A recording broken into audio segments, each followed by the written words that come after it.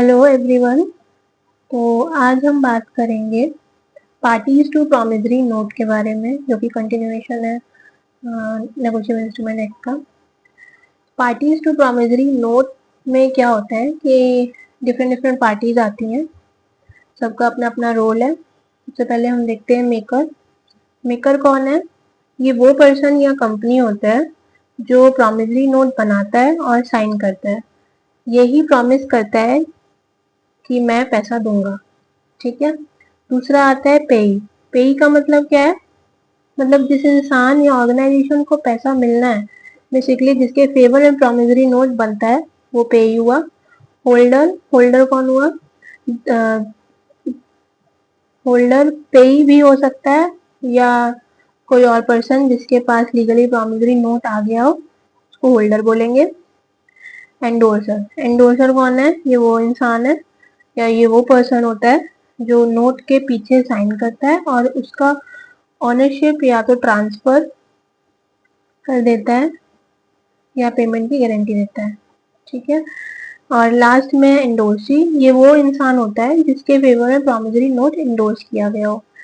तो सिंपल बात, सिंपल शब्दों में क्या कहा जाएगा इसका कंक्लूजन, कि मेकर जो है वो प्रॉमिस करता है पैसा देने का। पेई जो है जिसको पैसा मिलना है। होल्डर कौन है? जिसके पास नोट है। एंडोर्सर कौन है? जो ट्रांसफर करता है। एंडोर्सी कौन है? जिसको ट्रांसफर किया जाता है, ठीक है। इतना सा चीज याद रखो। उसके बाद फिर आगे देखते हैं हम असेंशियल ऑफ प्रॉमिसरी नोट। मतलब कि एक प्रॉमिसरी नोट को लीगल माना जाए तो उसमें क्या क्या चीजें जरूरी होती हैं। सबसे पहले चीज है कि वो राइटिंग में तो होना ही चाहिए। प्रॉमिसरी नोट हमेशा रिटर्न होना चाहिए। ऑरल या सिर्फ ऑरल या फिर सिर्फ बोल कर किया हुआ प्रॉमिस वैलिड नहीं माना जाता है लॉ में। एक्सप्रेस प्रॉमिस टू पे, इसमें क्लियर और डायरेक्ट प्रॉमिस होना चाहिए पैसा देने का। सिर्फ IOU लिख देने से वो वैलिड नहीं होगा। उसके बाद अनकंडीशनल अंडरटेकिंग, प्रॉमिस बिल्कुल अनकंडीशनल होना चाहिए, कोई कंडीशन नहीं आनी चाहिए। जैसे जब पैसा होगा तब दूंगा या शादी के बाद दूंगा, ये वैलिड नहीं है। लेकिन अगर कोई इवेंट पक्का है, होने वाला है, जिसके जैसे बी की डेथ के 10 दिन बाद पैसा दूंगा, तो वो वैलिड माना जा सकता है। उसके बाद मेकर सिग्नेचर। मेकर सिग्नेचर क्या है? ये वो इंसान प्रॉमिस कर रहा है, उसकी सिग्नेचर होना मैंडेटरी है। जो इंसान प्रॉमिस कर रहा है ना, उसकी सिग्नेचर होना भी मैंडेटरी है। सर्टेन मेकर, सर्टेन मेकर का मतलब आइडेंटिफिकेशन होनी चाहिए। मेकर कौन है ये क्लियरली नोट में लिखा होना चाहिए। सर्टेन पेई, जिसको पैसा देना है, वो भी क्लियरली आइडेंटिफिएबल होना चाहिए। नेम, उसका डेजिग्नेशन या ऑर्डर के थ्रू जो भी है। सर्टेन सम पेबल, अमाउंट फिक्स होना चाहिए। अगर लिखा हो 100 रुपये और जितना बाकी होगा तो वो वैलिड नहीं है। अगर ऐसे लिखा है कि 100 रुपये है और जितना बाकी, तो वो वैलिड नहीं है। सर्टेन अमाउंट लिखा होना चाहिए। Payment in legal money, payment सिर्फ लीगल टेंडर में ही होना चाहिए, यानी जो भी हमारे नोट्स वगैरह हैं उन सब में। अगर पैसा प्लस सामान लिखा है, लाइक 500 प्लस 10 क्विंटल राइस, तो वो प्रॉमिसरी नोट नहीं माना जाएगा। प्रॉपरली स्टैम्प्ड, प्रॉपरली स्टैम्प्ड होना चाहिए। प्रॉमिसरी नोट पर प्रॉपर स्टैम्प होना जरूरी है, जैसे इंडियन स्टैम्प एक्ट के हिसाब से, ठीक है। उसके बाद place, number and date optional माना जाता है। ये डिटेल होना अच्छा है, बट अगर मिस भी हो जाए तो प्रॉमिसरी नोट इनवैलिड नहीं बोला जाएगा। एग्जाम्पल के तौर पे देखते हैं, एक्स ने 50,000 रुपए का प्रॉमिसरी नोट बनाया वाई के फेवर में 31 दिसंबर 2022 को पे करने के लिए। वाई ने इसे जेड को एंडोर्स कर दिया, ठीक है। तो मेकर कौन हो गया? एक्स। पे कौन हो गया? वाई। एंड एंडोर्सर कौन हो गया? वाई। एंडोर्सी और होल्डर जो है वो जेड है। अगर और एक इम्पॉर्टेंट बात, प्रॉमिसरी नोट बियरर के नाम पे नहीं बन सकता। मतलब इसमें हमेशा कोई स्पेसिफिक या उसके ऑर्डर का नाम ही होगा। ठीक है, अब आगे देखते हैं बिल ऑफ एक्सचेंज के बारे में। तो बिल ऑफ एक्सचेंज सेक्शन 5 में डिफाइन किया गया है। एक रिटर्न इंस्ट्रूमेंट होता है जिसमें एक अनकंडीशनल ऑर्डर होता है जो मेकर साइन करता है और किसी स्पेसिफिक पर्सन को ऑर्डर देता है कि वो एक सर्टेन सम ऑफ मनी पे करे एक डेजिग्नेटेड पर्सन या फिर बियरर को। ठीक है, ये प्रॉमिसरी नोट की तरह ही एक नेगोशिएबल इंस्ट्रूमेंट है, लेकिन दोनों में कुछ डिफरेंसेस भी होते हैं। Parties to a bill of exchange, सबसे पहले आते हैं drawer, the person who issues और draws the bill giving the order to pay, मतलब वो पर्सन जो बिल इशू करता है, यानी जो ऑर्डर देता है पैसे पे करने का। उसके बाद सेकेंड है ड्रॉय। ड्रॉय कौन हुआ? The person or the entity on whom the bill is drawn who is order to pay, जिसके ऊपर बिल ड्रॉ किया गया है, यानी जिसको ऑर्डर दिया गया है पैसे देने का, वो ड्रॉई हो गया। एक्सेप्टर कौन हुआ? The person usually the ड्रॉई who accepts the bill agreeing to pay. A third party may also accept it on behalf of the drawee. Generally drawee ही होता है जो बिल एक्सेप्ट करता है और एग्री करता है पैसा देने के लिए। कभी कभी वो थर्ड पार्टी भी ड्रॉई की तरफ से एक्सेप्ट कर सकता है। हमारे पास फोर्थ है पेई। पेई वो पर्सन है to whom the sum stated in the bill is payable. This can be a drawer or any other designated person, मतलब जिसको पैसा मिलना है ये ड्रॉर खुद भी हो सकता है या कोई और पर्सन जिसके फेवर में बिल बना हो। होल्डर कौन है? The person who possesses the bill and is entitled to receive payment. This can be original payee or someone to whom the bill has been endorsed. Holder हमारे पास है जिसके पास बिल है और जो पेमेंट रिसीव करने का राइट भी रखता है। ये ओरिजिनल पेई भी हो सकता है या फिर कोई और पर्सन जिसको बिल एंडोर्स किया गया हो, तो उसको होल्डर बोलेंगे। Endorser when the person transfer the bill to another party by signing on its back they became the endorser. अगर होल्डर बिल को किसी और को ट्रांसफर कर देता है अपने सिग्नेचर करके तो वो एंडोर्सर बन जाता है। एंडोर्सी हमारे पास है the person to whom the bill is transferred by the endorsement, वो बंदा जिसके फेवर में बिल एंडोर्स किया गया है। Drawee in case of need, ये ऑप्शनल पार्टी होती है। ठीक है, optional party designated by the drawer और an endorser to whom recourse can be made if the bill is dishonour by non acceptance और नॉन पेमेंट। इमरजेंसी में काम होता है।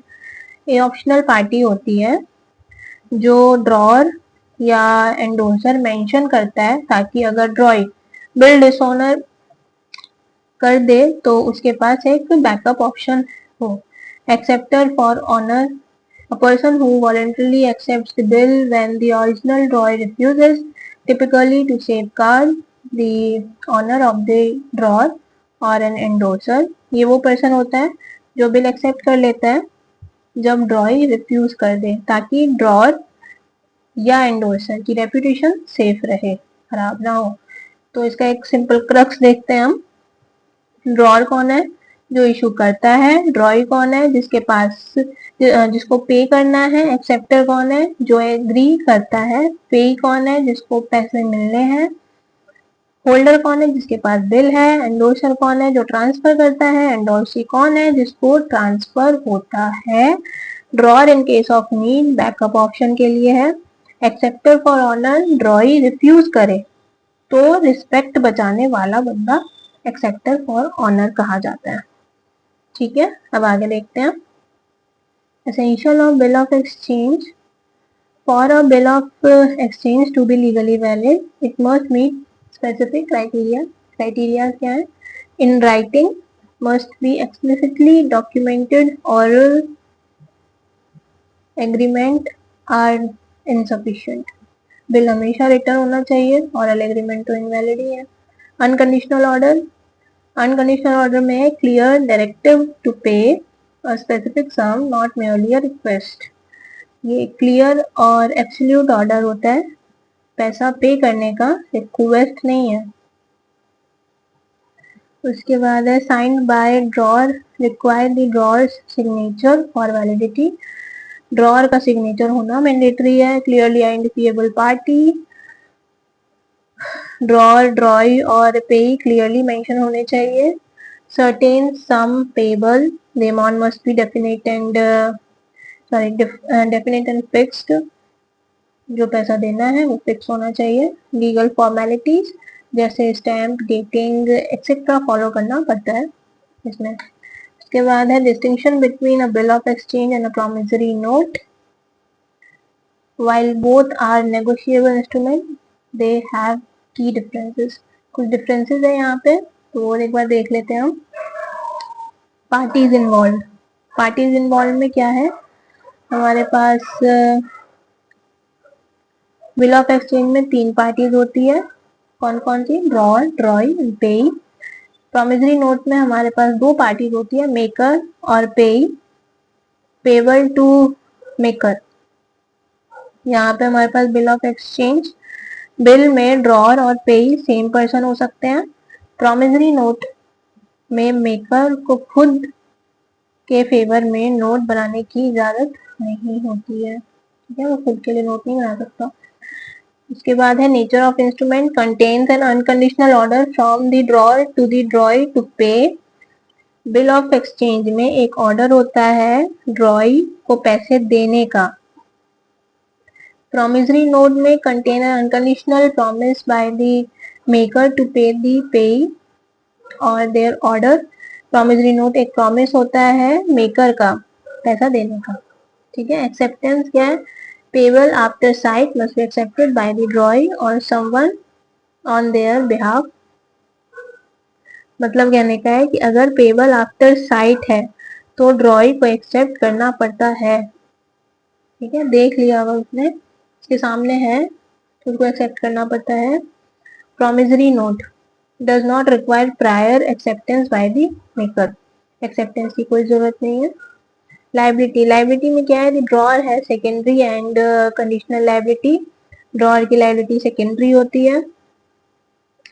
प्रॉमिसरी नोट में मेकर की लाइबिलिटी प्राइमरी होती है और एब्सोल्यूट भी होती है। Protest for dishonour, protest for dishonour में क्या है कि foreign bill must be protested for dishonour, मतलब फॉरेन बिल्स में प्रोटेस्ट मैंडेटरी है डिसऑनर होने पर, ठीक है। और प्रॉमिसरी नोट में हमारे पास प्रोटेस्ट की जरूरत नहीं होती है। उसके बाद notice, notice of dishonour bill, bill of exchange में ड्रॉर और एंडोर्सी को नोटिस देना पड़ता है और प्रॉमिसरी नोट में नोटिस देने की जरूरत नहीं है। उसके बाद payable to bearer, bill of exchange में बियरर के नाम पे बन सकता है एक्सेप्ट पेबल ऑन डिमांड, ठीक है।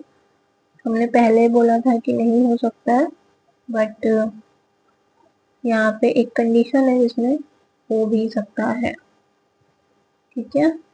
पेबल बियरर के नाम पे बन सकते हैं except payable on demand. Promissory note कभी भी बियरर के नाम पे नहीं बन सकता है, ठीक। उसके बाद हम आगे देखते हैं origin and forms of bill of exchange. Bill of exchange originated as a means for traders in different countries to settle debts without physically transmitting coins.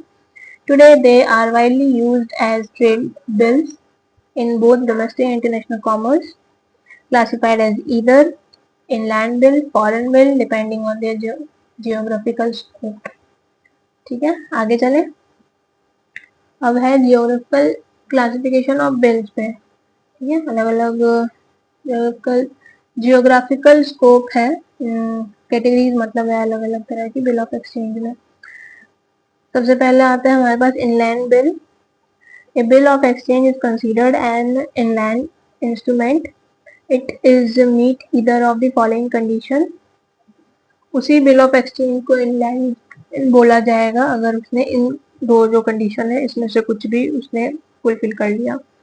It is drawn और made and payable in India, या तो drawn हो, ठीक है, वो India में draw किया गया हो और इंडिया में पे किया गया हो, पेबल हो, दोनों में से कुछ भी, तो वो इनलैंड माना जाएगा।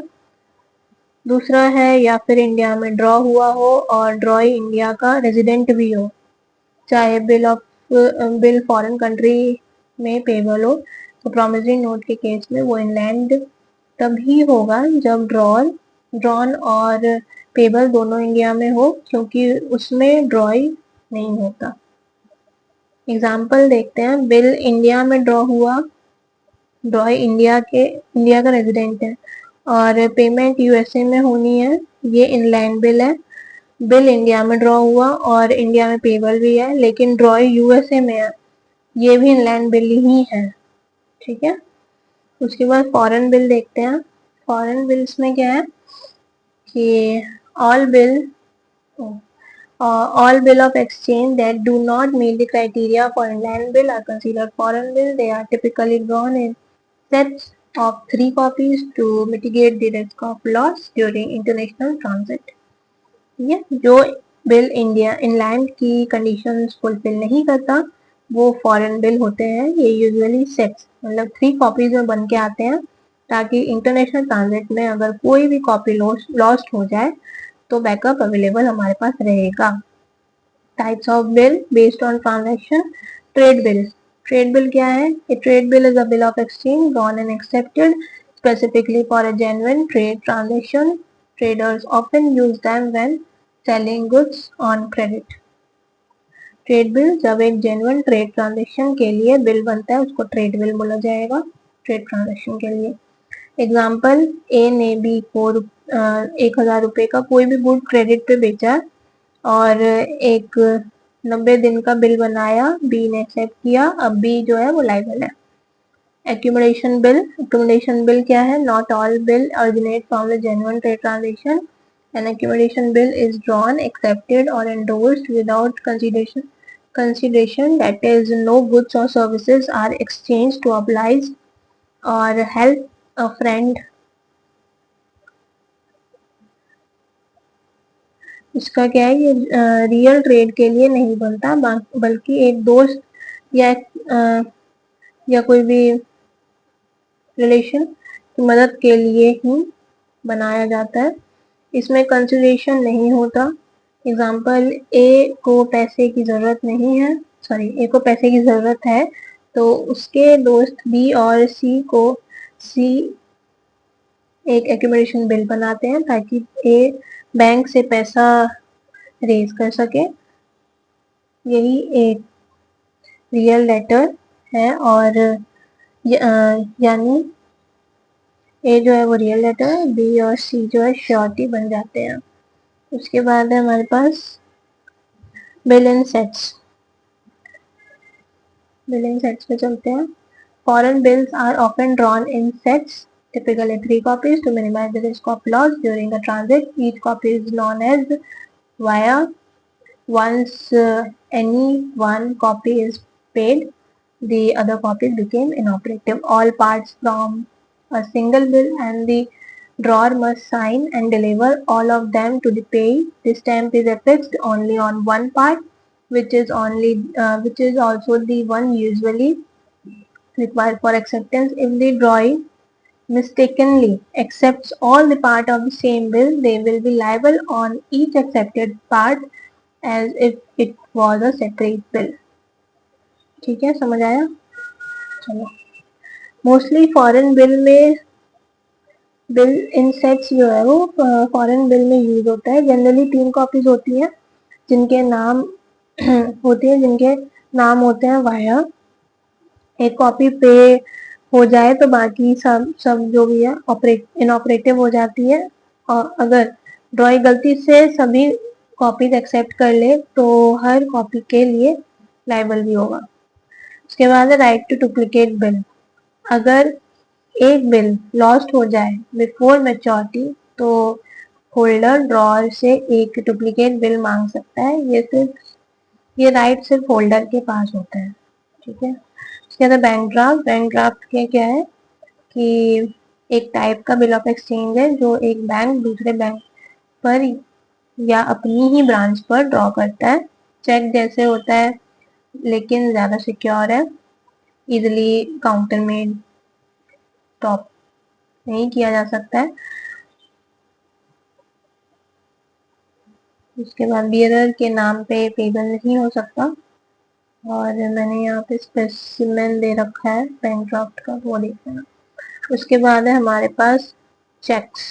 चेक क्या है? एक नेगोशिएबल इंस्ट्रूमेंट है ये भी। And the negotiable instrument significantly expanded the definition of check to include electronic form। definition पे चलते हैं of check। definition क्या है? सेक्शन 6 ऑफ द एक्ट के अंदर चेक का डिफाइन किया गया चेक को payable only on demand। this definition now explicitly encompasses the electronic image of truncated truncated check and check in electronic form। This, this crucial amendment enables banks to terminate electronic copy of check for payment or dramatically reducing clearly times. While the definition has broadened to enhance digital format, the fundamental nature of the check as a bill of exchange remain unchanged। ठीक है, समझ आ गया? Payable only on demand होगा। उसके बाद अब electronic images आने लगे हैं और ट्रंकेटेड चेक्स के चेक इन इलेक्ट्रॉनिक फॉर्म होने लग गए हैं। उसके बाद की डेफिनेशंस देखते हैं। For explanation, a cheque in the electronic form means a cheque created usually using any computer resources, securely signed with the digital signature and an symmetric crypto system or with an electronic signature is applicable। A truncated check क्या है? refer to a check shortened during the clearing cycle by either the clearing house or the bank। This occurs immediately upon generating an electronic image for transmission, thereby eliminating the physical movement of a written check। The term clearing house refers to one managed by or recognized by RBI। Furthermore, terms such as asymmetric crypto system और computer resources digital और भी same meaning है। IT ठीक है। अच्छा, essentials पे चलते हैं। चेक्स के एसेंशियल्स पे चले अब। नहीं, एक सेकेंड। अच्छा, हमारे पास पार्टीज भी है। Cheque as a bill of exchange. हाँ, ये एक पॉइंट है हमारे पास। Cheque as a bill of exchange. In essence a cheque is a bill of exchange drawn on a bank and always payable on demand। ठीक है, एक check possesses two distinct characteristics that differentiate in from other bills। It is exclusively drawn on a banker। It is always payable on demand। As a specific type of bill of exchange, a check must satisfy all requirement of bill with the exception that it does not require acceptance। ठीक है, नहीं समझ आया होगा, बताते हैं। Check एक bill of exchange ही है जो बैंकर पर ड्रॉ होता है और हमेशा ऑन डिमांड पेबल होता है। ठीक है, इतनी बात तो पता ही है। इसके दो स्पेशल फीचर जो इसे अलग बनाते हैं, ये सिर्फ बैंकर पर ही ड्रॉ हो सकता है और ये हमेशा ऑन डिमांड पेबल होता है। ठीक है, टाइम बिल नहीं हो सकता है। उसके बाद बाकी सारे रिक्वायरमेंट ये बिल ऑफ एक्सचेंज के ही है, फॉलो करते हैं। उसके बाद एक्सेप्टेंस को छोड़ दें क्योंकि चेक को ड्रॉई बैंकर के एक्सेप्टेंस की जरूरत नहीं है। इम्पॉर्टेंट नोट क्या कहते हैं कि बिल ऑफ एक्सचेंज या हुंडी एक नेगोशिएबल इंस्ट्रूमेंट है जो पुराने टाइम में यूज किया जाता था। बियरर ऑन डिमांड पेबल नहीं हो सकता। बिल ऑफ एक्सचेंज या हुंडी जो है वो बियरर ऑन डिमांड पेबल नहीं हो सकता। प्रॉमिसरी नोट या बैंक ड्राफ्ट बियरर पेबल कभी भी नहीं हो सकता है, चाहे डिमांड हो या आफ्टर टाइम। बट चेक ये यूनिक है क्योंकि सिर्फ चेक को बियरर ऑन डिमांड बनाया जा सकता है। एग्जाम पॉइंट ऑफ व्यू से ये एक डायरेक्ट एमसीक्यू भी बन के आ सकता है। बियरर ऑन डिमांड का मतलब हो गया कि कोई कुछ आइडेंटिफाइड नाम नहीं है वहां पे, जिसने इंस्ट्रूमेंट दिखाया उसको वो मिल गया। ये चीज बिल ऑफ एक्सचेंज में नहीं है, ये चीज प्रॉमिसरी नोट या बैंक ड्राफ्ट में नहीं है, लेकिन चेक में ये चीज है, यूनिक है, क्योंकि चेक को ही bearer on demand payable sorry बनाया जा सकता है। Parties to cheque, parties to cheque में हम जाते हैं, हम देखेंगे पार्टीज टू चेक में हमारे पास 3 पार्टीज आती हैं मेनली। ड्रॉर जो है, जो चेक बनाता है, अकाउंट होल्डर खुद ही। ड्रॉई, जिस बैंक पर चेक ड्रॉ किया गया है वो ड्रॉई हुआ, दैट इज बैंकर। उसके बाद पे, जिसके नाम पर चेक इशू हुआ है वो पे ही है। होल्डर, जिसके पास लीगली चेक का पोजीशन है वो होल्डर है। एंडोर्सर, जो चेक ट्रांसफर करता है, एंडोर्समेंट करता है करके, मतलब साइन करके, वो एंडोर्सर है। जिसके फेवर में चेक एंडोर्स किया गया है, मतलब साइन जिसके फेवर में किया गया है वो एंडोर्सी है। ठीक है, उसके बाद आगे देखते हैं essentials of check, distinction between check and bill of exchange and specimen of check, यहीं तक करेंगे आज। अब जाते हैं essentials of check पे। तो essentials of check में क्या दिया गया है, सबसे पहले कि it is always drawn on a banker। फटाफट बता देते हैं, चेक हमेशा एक बैंकर पर ही ड्रॉ होता है। पेबल ऑन डिमांड होगा। नो एक्सेप्टेंस नीडेड, चेक में नहीं है, चेक में एक्सेप्टेंस की जरूरत नहीं होती है, लेकिन बैंक में कस्टम है जहां चेक को गुड फॉर पेमेंट मार्क कर देते हैं। उसके बाद अकाउंट रिक्वायरमेंट, चेक सिर्फ उस बैंक पर ड्रॉ किया जा सकता है जहां ड्रॉर का अकाउंट हो। पेबल टू सेल्फ और बियरर, ड्रॉर खुद के फेवर में भी चेक ड्रॉ कर सकता है या बियरर के नाम पे भी, सब अलाउड है। बैंकर लाइबिलिटी, बैंकर की लाइबिलिटी सिर्फ ड्रॉर के टूवर्ड्स होती है, नॉट द होल्डर। अगर चेक डिसऑनर हो जाए, होल्डर डायरेक्टली बैंकर पे केस नहीं कर सकता। वैलिडिटी, नॉर्मली चेक 6 महीने तक वैलिड होता है, लेकिन अगर वो पोस्ट डेटेड या एंटी डेटेड है तो वो भी वैलिड माना जा सकता है। नो स्टैम्प रिक्वायर्ड, चेक पर स्टैम्प लगाना जरूरी नहीं है। Difference between cheque and bill of exchange, drawer. अब ड्रॉर के केस में चेक हमेशा बैंकर पे ड्रॉ होता है, और बिल ऑफ एक्सचेंज कोई भी इंसान पर ड्रॉ हो सकता है, चाहे बैंकर हो या कोई भी हो। Payable cheque always on demand, payable always on demand. Bill demand पर भी हो सकता है या आफ्टर सर्टेन टाइम भी। एक्सेप्टेंस, चेक जो है एक्सेप्टेंस की जरूरत नहीं है। बिल ऑफ एक्सचेंज अगर आफ्टर साइट है तो ड्रॉई का एक्सेप्टेंस मैंडेटरी है। ग्रेस पीरियड, चेक कोई ग्रेस पीरियड नहीं है। ग्रेस पीरियड, चेक में कोई ग्रेस पीरियड नहीं है। बिल टाइम, बिल को 3 दिन का ग्रेस पीरियड, चेक के पेमेंट में कोई ग्रेस पीरियड नहीं है, टाइम बिल में 3 दिन का ग्रेस पीरियड मिलता है।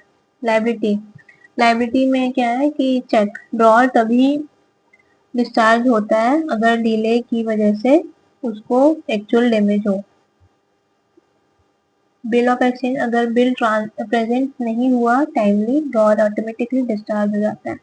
Notice of dishonour, notice of dishonour necessary for a bill but not for a check.